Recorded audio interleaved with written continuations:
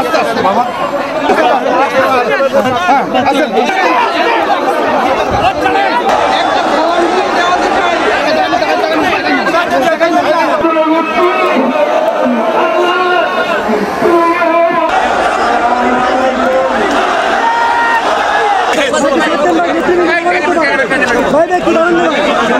সন্তানের লাশ ধারে করার চাইতে বড় বোঝা বাপের জন্য আর কিছু নাই।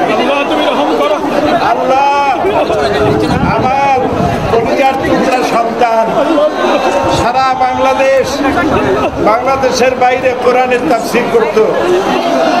আল্লাহ তুমি তাকে জান্নাতুল ফেরদাউস মাত্র কয়েক মাস আগে আমার মায়ের জানাজা পড়ায় গেলাম। আমাকে একটু সময় দিল না।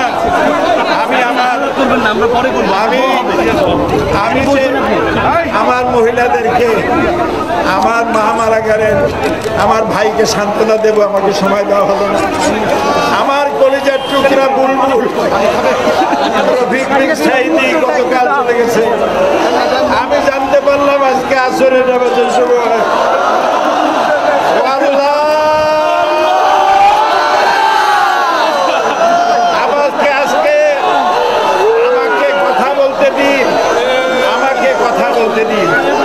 আমি আজকে 50 বছর কোরআনের তাফসীর করেছি সারা বাংলাদেশে, সারা পৃথিবীতে।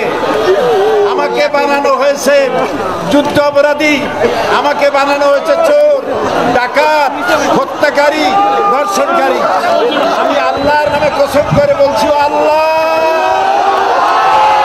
তোমার জাতের কসম, তোমার ইজ্জতের কসম, তোমার সম্মানের কসম, 1971 সনের এক ফোঁটা পানি বা কাদা আমার গায়ে লাগে নাই।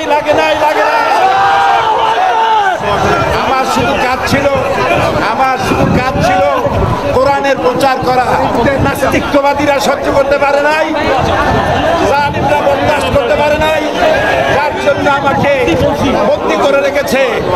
আমি শাহাদাতের তামান্না করি, আমি শহীদ হতে চাই, তবে চোর ডাকাত ইত্যাদির বদনাম নিয়ে মরতে চাই না। আমিন।